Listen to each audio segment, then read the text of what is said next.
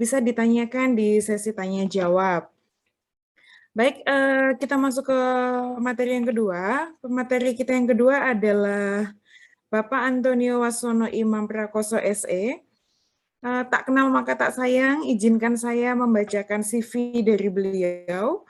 Beliau adalah alumni dari Sarjana Ekonomi, jurusan Sumber Daya Manusia, Universitas Kristen Satya Wacana Salatiga, riwayat tahun 2016, Kepala Bidang Diklat SDM Aparatur dan Transformasi Kemenparekraf, dan Kepala Bagian Organisasi Tata Laksana dan Reformasi Birokrasi Kemenparekraf tahun 2020. Baik, langsung saja kita sambut pemateri yang kedua kepada Bapak Antonio, dipersilahkan.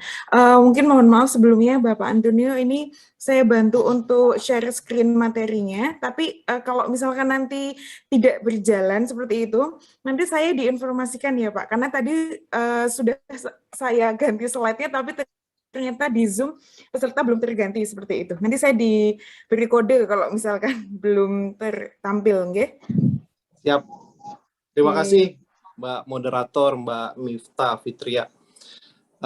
Bapak dan Ibu sekalian, kalau di Kementerian Pariwisata dan Ekonomi Kreatif sebagai KPI-nya, kami sebelum memulai acara harus ada pantun ya Bapak dan Ibu sekalian. Jadi izinkan saya membacakan satu pantun sebelum memulai acara. Jadi yang pertama, si Budi sukanya mancing, bahwa umpan isinya hati. Pendidikan itu sangatlah penting, bakal berguna sampai kita mati. Terima kasih Bapak dan Ibu sekalian. Bismillahirrahmanirrahim. Assalamualaikum warahmatullahi wabarakatuh. Waalaikumsalam. Robi Soli Sodri Wahlul Uqdatam Milisani Yafqahu Qauli. Selamat pagi, salam sejahtera untuk kita semua. Om Swastiastu, Namo Buddhaya, salam kebajikan, salam Indonesia, maju dan sehat. Yang terhormat Ibu Rektor Universitas Cokro Aminoto Yogyakarta, Ibu Ciptasari Prabawanti SPSI, MSc, PhD. Yang kami hormati Wakil Rektor 1 Universitas Cokro Aminoto, Bapak Parianto, SAG MIP. Yang kami hormati Wakil Rektor 2, Pak Farid Iskandar, SH, SHI, MH. Yang kami hormati Dr. Zaki Syirat, SHMA. Yang kami hormati juga Pak Dekan Fakultas Ekonomi Universitas Cokro Aminoto, Bapak Hanan Wihasto, SEMN, dan yang kami banggakan dan kami cintai, rekan-rekan mahasiswa-mahasiswi Universitas Cokro Aminoto, Yogyakarta. Jadi, terima kasih atas kesempatannya mengundang saya di Kementerian Pariwisata dan Ekonomi Kreatif, Badan Pariwisata dan Ekonomi Kreatif. Jadi tadi menyambung dari apa yang Pak Leo sampaikan, bahwa hard skill, soft skill ini sangat erat kaitannya juga dengan dunia bisnis dan entitas. Ya, jadi baik Bapak dan Ibu sekalian, di tengah-tengah situasi sulit saat ini, kondisi pandemi COVID-19, kita tentu mengenal, belum mulai slide, tentu kita sebagai preview, kita tentu mengenal istilah VUCA ya, jadi ada volatility, uncertainty, complexity, dan ambiguity. Nah ini kita di tengah situasi sulit, tidak ada kepastian untuk melakukan usaha, karena kondisi pandemi, sekarang PPKM, besok level 1, level 2, level 3, dan seterusnya. Nah ini penting buat kita memahami hard skill dan soft skill seperti apa yang akan kita punyai dan kita akan pelajari khususnya. Jadi tantangan VUCA ini yang harus dihadapi setiap pemimpin organisasi yang menyangkut disrupsi, pergeseran pasar, perubahan perilaku konsumen, serta persaingan bisnis yang semakin ketat di era pandemi COVID-19 ini. Harapannya nanti para mahasiswa dan mahasiswi di Universitas Cokro Aminoto bisa mengupdate terkait dengan hard skill dan soft skill-nya yang dibutuhkan di era disrupsi pandemi COVID-19 ini. Itu sebagai preview di awal. Lalu masuk ke paparan, ini saya akan menjelaskan bukan untuk menggurui seperti Pak dosen tadi, Pak Leo, tapi saya sebagai diskusi antara saya dengan rekan-rekan yang mahasiswa-mahasiswi di Universitas Cokro Aminoto, khususnya yang akan memasuki dunia kerja setelah lulus nantinya. Nah, skill-skill seperti apa yang akan kita kembangkan, baik hard skill maupun soft skill. Nah, ini keseimbangan hard skill dan soft skill dalam dunia kerja akan kami sampaikan. Next. Ya, sudah jalan, Mbak, akhirnya slide-nya. Jadi Bapak dan Ibu sekalian, hari ini saya akan sedikit menjelaskan, berbagi saran kepada rekan-rekan mahasiswa-mahasiswi di Universitas Cokro Aminoto tentang pengertian dan contoh hard skill maupun soft skill, tips pengembangan skill-nya. Terutama saya berbagi pengalaman setelah ada 14 tahun di dunia birokrat, di dunia kementerian, dan ada 2 tahun di dunia usaha bidang swasta. Nah, ini yang akan kita compare, mana-mana yang skill-skill mana yang kita butuhkan baik di swasta dan menjadi birokrat, menjadi PNS di dalam negeri. Lalu ada tips pengembangan skill, hard skill versus soft skill, lalu skill yang dibutuhkan dalam karir itu seperti apa. Lalu ada nanti juga saya menyampaikan tentang nilai dan budaya kerja ASN di lingkungan Kemenparekraf, Baparekraf. Next. Ya, ini pengertian dan contoh. Next. Nah, ini hard skill ya, rekan-rekan sekalian.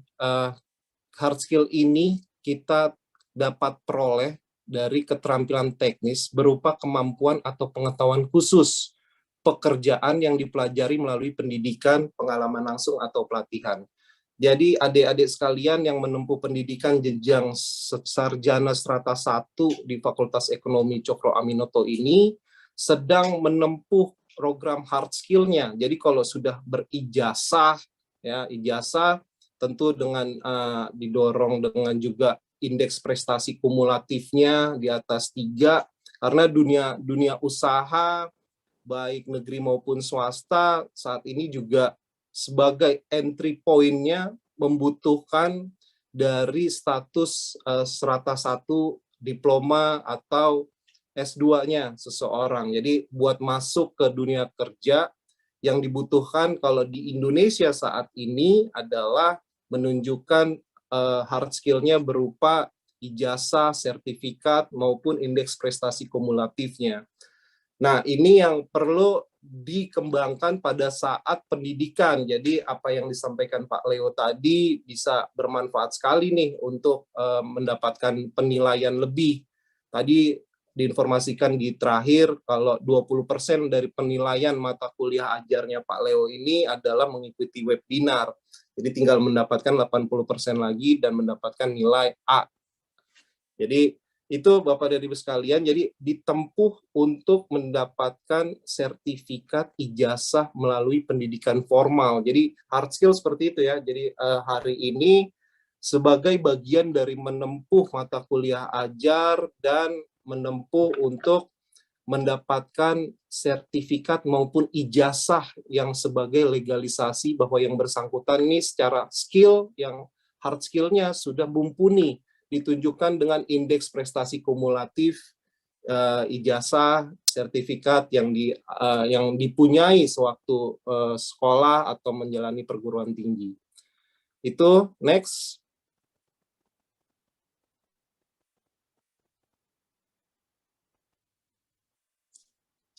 Ya, Bapak dan Ibu sekalian, rekan-rekan, adik-adik sekalian, ini adalah contoh hard skill. Jadi kita mempelajari ya, kalau komunikasi kita harus menguasai bahasa asing. Kalau zaman saya dulu di 2007, 2008 itu suatu bahasa Inggris itu merupakan suatu yang wajib dipunyai oleh setiap instansi yang setiap ASN yang ingin berprestasi untuk ke jenjang karir berikutnya. Jadi wajib memiliki komunikasi paling tidak bahasa Inggris.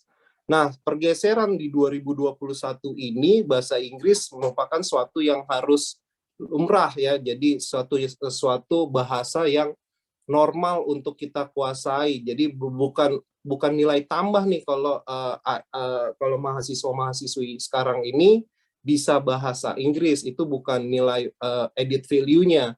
Nah, edit value-nya bisa ditambahkan dengan Mandarin, dengan bahasa Arab mungkin, dan lain seterusnya. Nah, itu disebutkan edit value. Jadi, kalau mau ke dunia kerja pada era milenial saat ini, harus mewajibkan secara umum menguasai bahasa Inggris yang disampaikan atau dibuktikan dengan TOEFL, dengan IELTS, dan lain sebagainya. Lalu kemampuan untuk presentasi juga harus dilatih ya, adik-adik sekalian, mahasiswa-mahasiswi Universitas Cokro Aminoto, karena presentasi ini akan dibawa terus sampai dunia kerja. Jadi mulai sekarang melatih presentasi di depan kelas dan lain sebagainya, lalu menggunakan analisis data juga, jadi baseline-nya untuk mempresentasikan sesuatu juga dengan didukung data-data yang akurat dan tepat. Lalu teknologi komputer, nah ini pemrograman dan web development juga harus dipunyai ya dalam kompetensi hard skill-nya. Jadi begitu lulus dari Universitas Cokro Aminoto sudah menguasai nih teknologi komputer, baik pemrograman, web development, software office, tabel pivot, itu yang normatif dikuasai oleh seseorang bila ingin memasuki dunia kerja. Pasti ada requirement seperti itu ya, adik-adik sekalian ya. Menguasai MS Office, lalu buat edit value-nya nilai tambah kita dibandingkan yang lain, menguasai web development atau pemrograman. Meskipun mostly di sini adalah adik-adik fakultas ekonomi, jadi dituntut juga nih untuk skill menguasai IT untuk memasuki dunia kerja, supaya ada nilai tambah di dalam memasuki dunia kerja dibandingkan dengan calon pekerja-pekerja yang lain. Nah, ini penting adik-adik untuk menguasai teknologi komputer. Yang berikutnya pemasaran. Nah, ini pengoptimalan mesin telusur, manajemen kampanye, pemasaran. Kebetulan saya di pariwisata juga membranding ya, Bapak dan Ibu, adik-adik sekalian, membranding Wonderful Indonesia di seluruh penjuru dunia. Jadi kalau tadi Pak Leo pengalaman ada di US, kalau misalnya di 2019, 2018 itu di Times Square itu kita punya tuh merebranding Wonderful Indonesia dengan gambar Pulau Komodo, ya, lalu ada Pulau Padar, lalu ada Indonesia Timur, Irian Jaya, dan lain sebagainya. Tujuannya hanya satu, untuk mendatangkan turis mancanegara ke Indonesia untuk melihat keindahan alam dan lain sebagainya. Nanti multiplier efeknya bisa menggerakkan ekonomi di destinasi-destinasi yang didatangi oleh turis-turis tersebut. Jadi pemasaran bisa dipelajari mulai dari sekarang, dari universitas, bisa melalui pemasaran sekarang yang sifatnya online ya, adik-adik sekalian. Next.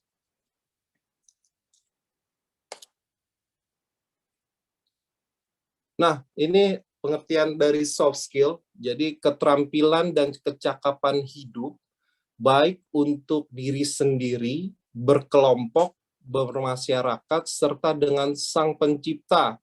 Ya, jadi keterampilan dan kecakapan hidup untuk diri sendiri, berkelompok atau bermasyarakat. Dengan mempunyai soft skill, membuat keberadaan seseorang akan semakin terasa di tengah masyarakat. Lalu keterampilan akan berkomunikasi, keterampilan emosional, keterampilan berbahasa, keterampilan berkelompok, memiliki etika dan moral santun, dan keterampilan spiritual.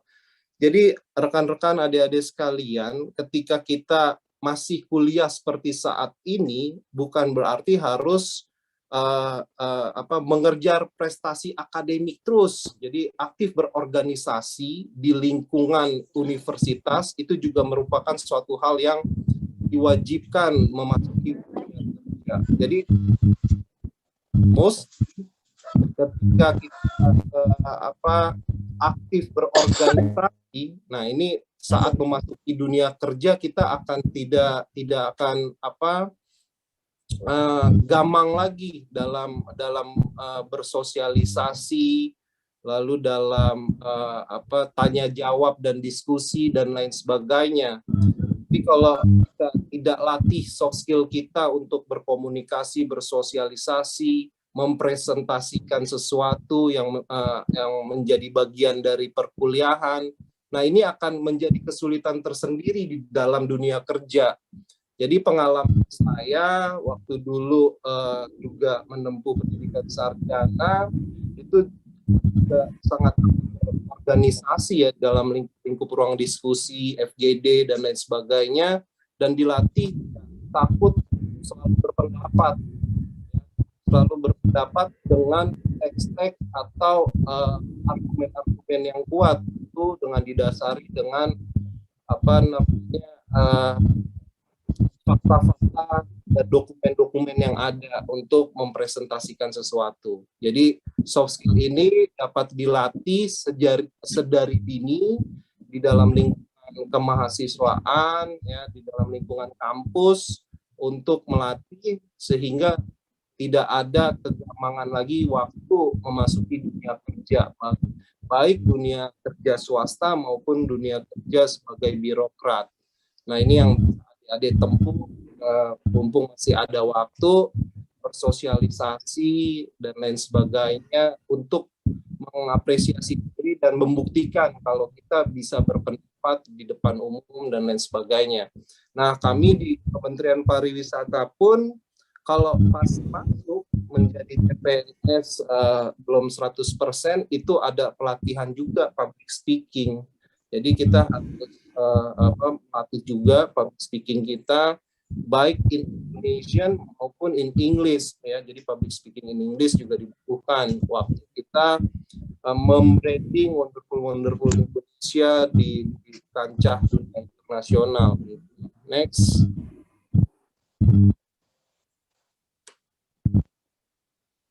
Ya, ini contoh soft skill. Jadi bisa melalui komunikasi, ya, kunci untuk membina hubungan yang kolaboratif, saling menghormati, dan pada akhirnya produktif. Itu fungsi contoh soft skill-nya.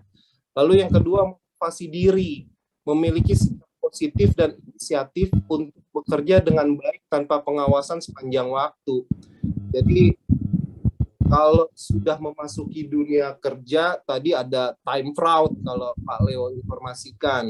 Nah, kita di sela-sela pekerjaan, ada kalau laki-laki biasanya nyari tempat buat merokok dan lain sebagainya, karena tidak ada pimpinan yang mengawasi. Nah ini nggak boleh nih nanti adik-adik rekan-rekan sekalian, mahasiswa-mahasiswi di Universitas Cokro Aminoto. Jadi baik tidak ada pimpinan maupun ada, motivasi diri, memiliki sikap positif dan inisiatif untuk bekerja dengan baik, ya, dengan baik. Jadi jangan ada pikiran aja nih kita belaga kerja mengetik sesuatu, tapi padahal sesuatu itu kosong, bukan pekerjaan sehari-hari yang menjadi rutinitasnya dia. Ini nggak bisa nih adik-adik sekali. Jadi harus memotivasi diri, memiliki sikap positif dan inisiatif untuk bekerja dengan baik, sehingga jenjang karirnya juga nanti akan baik tuh di masa yang relatif masih muda, bisa menempatkan diri sebagai middle manajemennya itu lebih bagus. Lalu yang berikutnya kepemimpinan, memiliki kepemimpinan yang kuat akan memiliki kemampuan untuk menginspirasi orang lain dan memimpin tim menuju kesuksesan. Nah, perlu kami sampaikan di sini adik-adik sekalian, jadi jiwa leader itu bisa dipelajari ya, dengan mengikuti membaca buku tentang teori kepemimpinan, gaya kepemimpinan, dan lain sebagainya. Karena background saya dulu kuliah di ekonomi manajemen sumber daya manusia, jadi saya sudah mempelajari gaya kepemimpinan yang seperti apa, di lingkungan yang seperti apa yang harus saya terapkan gaya kepemimpinan yang benar. Nah, ini yang harus adik-adik lakukan, pelajari, terutama adik yang mempunyai konsentrasi di SDM ya, yang pemasaran juga, lalu keuangan juga dan sebagainya, untuk mempelajari kepemimpinan seperti apa yang adaptable dengan lingkungan organisasi yang ada pada saat itu, pada saat kita memasuki dunia kerja.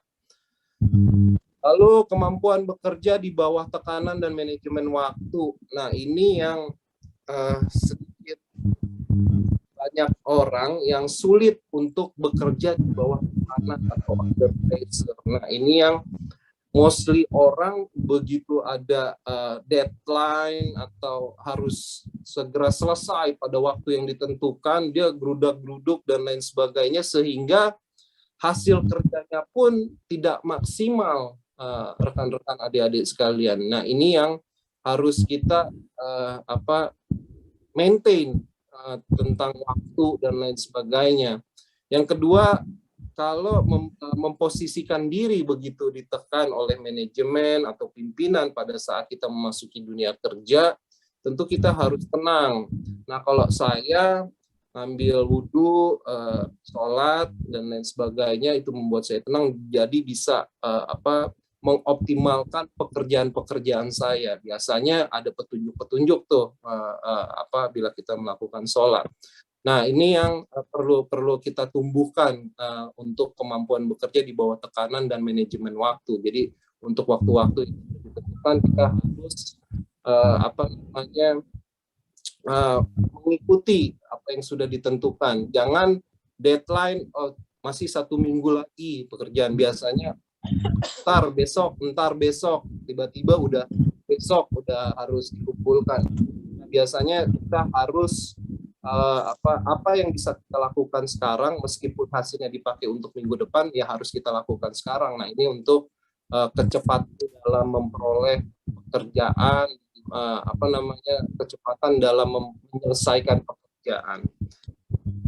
Tanggung jawab dapat dipercaya, disiplin, motivasi, kehati-hatian, dan akuntabilitas. Nah, ini dapat dipercaya, disiplin, motivasi, dan kehati-hatian ini merupakan yang wajib dimiliki oleh seseorang dalam hal memasuki dunia kerja, baik di lingkungan swasta maupun menjadi birokrat. Agar dapat dipercaya pimpinan itu penting, disiplin, memotivasi diri itu juga penting, dan kehati-hatian dalam menyampaikan sesuatu dan menyimpan dokumen-dokumen negara kalau memang ada di lingkungan birokrasi. Lalu fleksibilitas, kemampuan dan kemauan untuk menerima tugas baru dan tantangan baru. Nah, kalau adik-adik ini kan kaum milenial nih, biasanya sih nggak bisa hanya duduk diam tanpa melakukan sesuatu yang sifatnya visioner. Kalaupun ada pekerjaan-pekerjaan yang sifatnya rutin, biasanya agak sedikit bosan. Nah, pekerjaan-pekerjaan yang sifatnya rutin ini ke depannya akan dilakukan oleh artificial intelligence. Jadi bisa ada semacam robot atau chatbot yang mengerjakan sifat-sifat pekerjaan yang sifatnya administrasi berulang kali. Nah, ini peran manusia akan digantikan oleh AI tersebut. Jadi adik-adik harus siap untuk selalu berinovasi, berpikiran adaptif, visioner, dan lain sebagainya. Lalu pemecahan masalah. Jadi kemampuan untuk mengetahui siapa yang dapat membantu Anda mencapai solusi dan bagaimana mereka dapat melakukannya dapat menjadi keuntungan besar. Nah, selama saya menjadi ASN di lingkungan Kemenparekraf, kita harus menjadi problem solver. Jadi ketika ada bawahan atau rekan kerja atau anak buah kita menanyakan sesuatu terkait dengan permasalahan, kita harus bisa mendirect, mengorkestrasikan kalau pekerjaan-pekerjaan itu bisa selesai dengan arahan-arahan kita. Nah, ini yang harus dipelajari biasanya dengan pengalaman kerja, pengalaman membaca secara substansi, itu menjadi hal yang pokok untuk kita menjadi problem solver atau pemecahan masalah. Kemampuan untuk mengetahui siapa yang dapat membantu mencapai solusi dan bagaimana mereka dapat melakukannya dapat menjadi keuntungan besar. Nah, ini yang saya terapkan kepada diri saya sendiri, sehingga saya menjadi problem solver untuk lingkungan pekerjaan saya di waktu yang saat ini dan yang akan datang pasti akan menjadi pimpinan unit kerja tersebut. Next.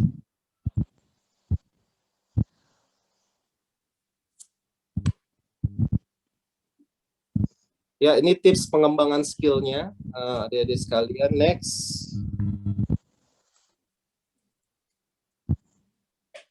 Ya, ini meningkatkan hard skill dan soft skill. Ya, hard skill ini kita tingkatkan dengan mengikuti pendidikan formal. Ya, pendidikan formal mulai dari SD, SMP, SMA, kuliah. Tadi kalau Pak Leo menyebutkan di dalam universitasnya selalu berprestasi menjadi pertama dan lain sebagainya. Nah, ini hard skill-nya sangat bagus nih Pak Leo nih ya. SD, SMA, kuliah, lalu seminar, mengikuti seminar seperti saat ini, lalu mengikuti workshop, lalu mengikuti training, online course, coaching, mentoring, baca buku, dan lain-lain. Nah, ini yang adik-adik tempuh saat ini untuk menjadi sarjana ekonomi. Nah, ini kemampuan untuk hard skill-nya sudah harus dikembangkan. Ini dibuktikan dengan apa? Dengan indeks prestasi kumulatifnya. Kalau indeks prestasi kumulatifnya di atas minimal 3, nah berarti hard skill-nya secara umum sudah mumpuni nih, ya adik-adik sekalian. Lalu soft skill, memperhatikan lingkungan sekitar. Nah, kita harus adaptable dengan lingkungan sekitar.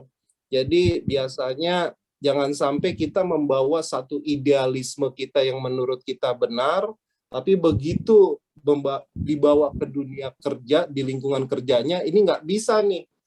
Ya, kalau mungkin di tempat saya dulu ada seorang, sebagai contoh, ada seorang peneliti, dia secara akademik berprestasi dan lain sebagainya, tapi begitu mereka bersatu dalam satu organisasi, ternyata nggak bisa nih bekerja sama dengan orang lainnya, dengan lingkungan kerjanya, dengan rekan-rekan kerjanya. Jadi mesti adaptable nih. Nah, adaptable ini biasanya diperoleh dengan bersosialisasi, ya, terus menyampaikan pendapat dan lain sebagainya. Lalu keluar dari zona nyaman. Nah, ini juga penting. Perbanyak interaksi dengan rekan-rekan kerja, rekan-rekan mahasiswa atau mahasiswi untuk pendalam substansi yang sedang diinisiasikan untuk suatu proyek atau suatu permasalahan dalam mata kuliah dan lain sebagainya. Jadi ada ruang-ruang diskusi untuk memperbanyak interaksi untuk mencapai suatu goal atau sasaran. Lalu mengatur waktu, ini penting, harus disiplin mengatur waktu kalau kita mau menjadi orang sukses ya untuk tataran soft skill ini. Mengendalikan emosi, nah ini penting sekali, mengendalikan emosi. Jadi saat memimpin suatu kelompok kerja atau pokja, saat memimpin suatu organisasi, penting untuk mengendalikan emosi agar tidak meledak-ledak dan akan disesali kemudiannya. Nah, ini sangat penting karena kalau selalu terbawa emosi, pasti keputusan-keputusan yang akan diambil juga tidak tepat sasaran untuk mencapai suatu tujuan tertentu yang sudah ditetapkan melalui indikator-indikator kinerja. Nah, ini yang harus adik-adik mengendalikan emosi itu sangat penting. Lalu mengikuti pelatihan kepemimpinan. Nah, kalau di pegawai negeri ini ada, di ASN ini ada pelatihan kepemimpinan tingkat 4, tingkat 3, tingkat 2, tingkat 1. Jadi ada jenjang-jenjangnya. Kalau tingkat 4 tuh untuk subkoordinator, kalau dulu tuh subbagian, jadi ada pelatihan kepemimpinan sampai dengan kepemimpinan tingkat 1 untuk seorang deputi atau dirjen itu dipersyaratkan untuk mengikuti pelatihan kepemimpinan, range waktunya 3 sampai 4 bulan. Nah, yang berikutnya ESQ. Nah, di kementerian kami pun juga tiap 1 tahun sekali ada pelatihan ESQ ini dengan memanggil narasumber dari 165 Pak Ari Ginanjar ya. Jadi ASN baik yang PNS maupun P3K di lingkungan Kemenparekraf selalu ditatar dengan memanggil narasumber ESQ. Tujuannya untuk mengaktifkan emotional quotient-nya ini bagus untuk mencapai target-target yang sudah ditentukan seperti apa, dan pembawaan dirinya cukup tenang ketika sudah melakukan pelatihan ESQ tersebut. Next.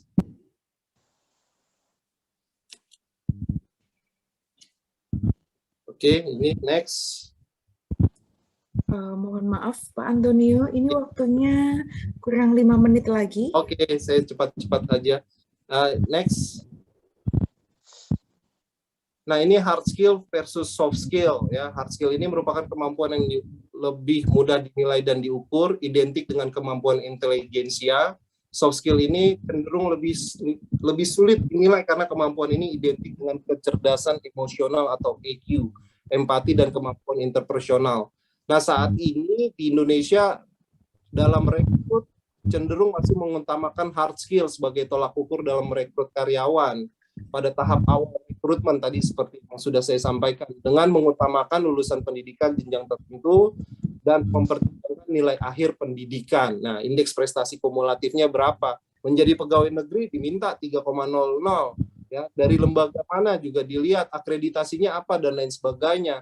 Itu sebagai entry point kalau memasuki dunia birokrat. Saat ini masih menggunakan hard skill-nya. Di masa mendatang, beberapa hard skill dapat tergantikan oleh kemajuan teknologi. Nah, tadi saya sampaikan kalau artificial intelligence atau kecerdasan buatan ini akan menggantikan program-program kerja yang sifatnya manual, terstruktur, frequently-nya sama, dan lain sebagainya. Terdapat kecerdasan yang tidak dapat tergantikan oleh AI, yaitu kecerdasan emosional yang merupakan wujud dari soft skill. Jadi antara hard skill dan soft skill ini harus seimbang. Next.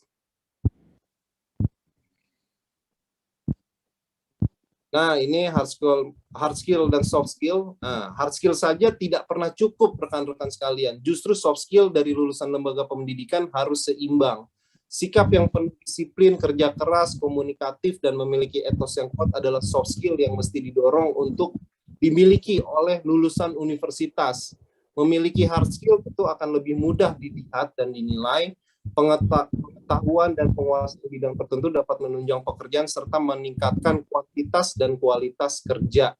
Tekun mempelajari hard skill dan tampilkan dengan soft skill yang dimiliki merupakan kombinasi terbaik. Jadi mesti seimbang ya antara hard skill dan soft skill. Next. Skill yang dibutuhkan dalam karir. Nah, ini next. Ada 10 skill yang paling dibutuhkan di tahun 2025 menurut sumbernya World Economic Forum 2020. Yang pertama, berpikir analitis dan inovatif. Yang kedua, belajar aktif dan strategis. Ya. Yang ketiga, pemecahan masalah yang kompleks, problem solver dia. Yang keempat, kemampuan berpikir kritis. Ya. Berpikir kritis, out of the box. Ya. Mesti nggak biasa-biasa saja cara berpikirnya. Kreatif, original, dan penuh inisiatif, lalu kemampuan memimpin dan bersosialisasi, lalu mempunyai monitoring, controlling, dan penggunaan teknologi. IT juga sangat penting, programming dan desain teknologi, Lalu yang ke-9, agile, adaptif dan mampu mengelola stres. Jadi kalau ada penekanan, ada tekanan, ada deadline, nah kita harus mampu mengelola stres, adaptif dan agile. Lalu penalaran, pemecahan masalah dan inisiasi ide juga harus bagus. Jadi kalau ada yang bertanya, kita harus menjadi problem solver. Juga yang kedua, ada ide-ide baru yang sebelumnya tidak terpikirkan dari masa-masa sebelumnya. Next. Nah, ini nilai budaya kerja ASN di Kemenparekraf. Next.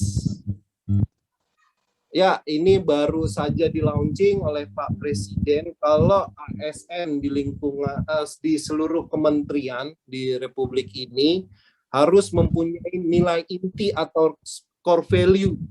Dia namanya akhlak. Yang pertama, bernya itu berorientasi pelayanan, berkomitmen memberikan pelayanan demi kepuasan masyarakat, hanya akuntabel, bertanggung jawab atas kepercayaan yang diberikan, hanya kompeten, terus belajar dan mengembangkan kapabilitas, harmonis, saling peduli dan menghargai perbedaan, loyal, berdedikasi dan mengutamakan kepentingan bangsa dan negara, adaptif, terus berinovasi dan antusias dalam menggerakkan serta menghadapi perubahan. Yang terakhir adalah kolaboratif, membangun kerjasama yang sinergis. Jadi semua ASN di Republik ini harus menguasai nilai intinya yang berakhlak ini. Next. Nah, rekan-rekan adik-adik sekalian, ini adalah budaya kerja Kemenparekraf Baparekraf ya, yang disampaikan oleh Pak Menteri kami ya. Lalu ada kalau setiap Senin pagi itu selalu ada mengingatkan di akhir namanya apel pagi ya. Terus ASN di lingkungan Kemenparekraf ini harus bekerja keras, kerja cerdas, kerja tuntas, dan bekerja juga dengan ikhlas ya. Jadi 4 As ini merupakan budaya kerja di lingkungan Kemenparekraf dengan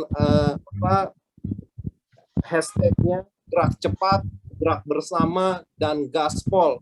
Gali semua potensi lapangan kerja di Indonesia ini untuk kemajuan negara kita tercinta Indonesia. Next. Demikian Bapak Ibu, rekan-rekan sekalian, adik-adik tercinta, lebih kurangnya mohon maaf. Saya akhiri. Wassalamualaikum warahmatullahi wabarakatuh. Waalaikumsalam warahmatullahi wabarakatuh.